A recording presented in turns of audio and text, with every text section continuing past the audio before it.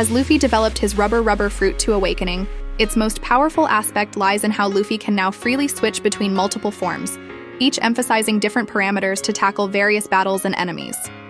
In his base form, Luffy utilizes his rubber physique to perform many flashy techniques, generally sufficient for handling most early battles. However, when facing certain unique enemies he couldn't quite defeat, his base form evolved into specialized variations. Take the Water Luffy form.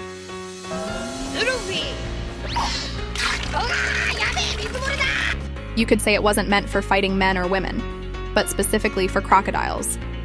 It left such a psychological scar on Crocodile that even during the Summit War, he still harbored resentment for this form. Then there's the spaced-out Luffy.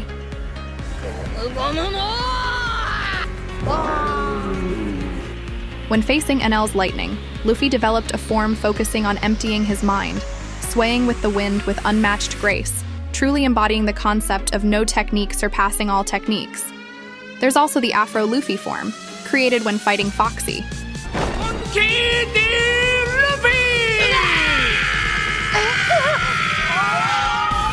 An incredibly cool form that, while not necessarily boosting his actual strength, provided a crucial boost to willpower, confidence, and faith. Realizing the limitations of his base form, Luffy unveiled Gear Second. The stance, legs spread, body bent, steam rising, became one of his most iconic moves. In Gear Second, Luffy essentially becomes a pump, accelerating his blood flow until his body turns red and purple, emitting steam while boosting both speed and power. At Eni's lobby, when Luffy demonstrated Gear Second along with his newly learned Soru technique, he completely overwhelmed Blueno, forcing him to retreat into his dimension in defeat. Since Luffy can instantly switch to Gear Second, it's extremely versatile in combat, primarily used for mobile fighting, where Luffy can dodge and counterattack with great agility. Gear Third doesn't have a fixed form. Its characteristic is the ability to gigantify any body part, granting enormous power and destructive capability. Focusing on raw power and area of effect, it's often used as a stationary artillery or for destroying massive objects, frequently serving as a finishing move. After mastering Haki, Gear Third remained one of Luffy's frequently used primary forms. The main bosses of two major post-time skip arcs, Hody Jones and Caesar Clown, both fell to Gear Third. Beyond lacking a fixed form, Gear Third isn't limited to solo use. Luffy once combined it with Gear Second to unleash the rubber giant Gatling against Mariah. The special Nightmare Luffy version exists almost like a game bug.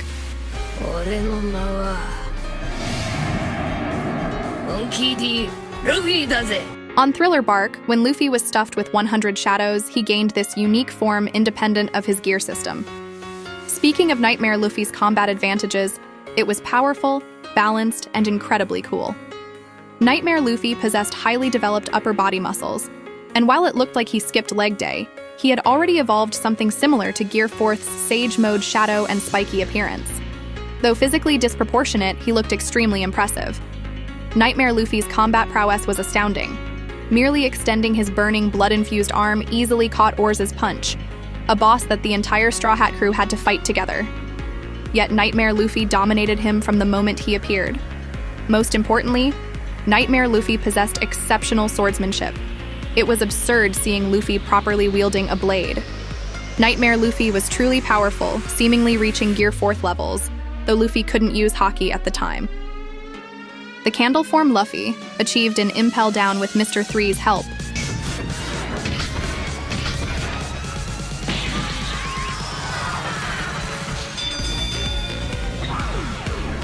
was a form that allowed Luffy, who previously stood no chance against Magellan, to not only defend against his regular poison, but also counterattack, effectively stalling Magellan. It was essentially a primitive version of Armament Haki. However, like Nightmare Luffy, this form required others' abilities for support. Gear 4th Bounce Man was Luffy's first revealed Gear 4th form.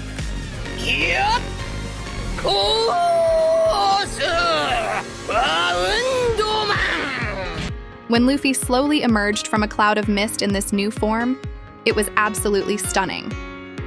Compared to Gear 2nd and 3rd, Gear 4th represented a revolutionary evolution.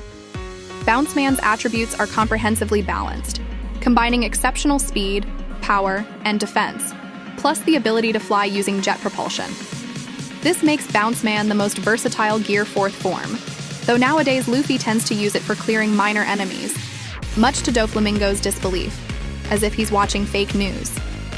With Gear 4th's arrival, Gear 2nd and 3rd essentially became minor techniques. The power-focused Bounce Man is more like an upgraded Gear 3rd, and compared to other Gear 4th forms, Bounce Man has its unique cool factor, the large flowery patterns on his back. Apparently, armament haki isn't just for combat, it can be used for tattoos too. Snake Man and Tank Man also have similar armament haki patterns. Snake Man's spread across the arms while Tank Man's cover the belly. Gear 4th Tank Man is a form Luffy can only use in special situations. Force! Tank Man! This form almost completely hides Luffy's feet, making him a round ball. Tank Man is the least mobile among Gear 4th forms but boasts the highest defense. Inheriting various elements of the Gear 4th series, it has its own distinct presence of power. In the Gear 4th series, only Snake Man maintains normal body proportions, even appearing graceful, which perfectly matches its focus on speed. Snake Man! While it doesn't particularly enhance attack power, its strength lies in rapid-fire attacks and sustained combat duration. It's essentially an upgraded Gear 2nd. Combined with its more dramatic and flowing appearance, trailing smoke clouds, and dramatic shadows, Gear 4th Snake Man is one of Luffy's most photogenic forms. Gear 5th White-Haired Luffy, the new version after his Fruits Awakening,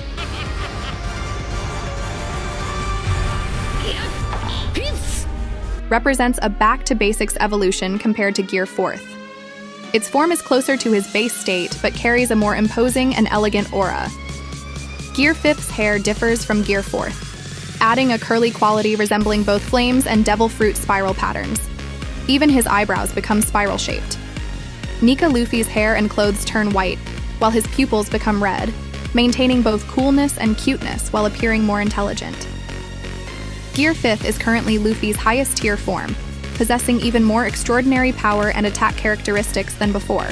Like all previous gigantification abilities and catching lightning barehanded, his tenacity and recovery abilities are also enhanced, explaining why Luffy seems to have plot armor throughout his journey. Additionally, the Awakened Fruits ability to turn anything he touches into rubber remains active. Although Gear 5th Luffy suffers aging side effects when exhausted, he regains vitality upon hearing the drums of liberation.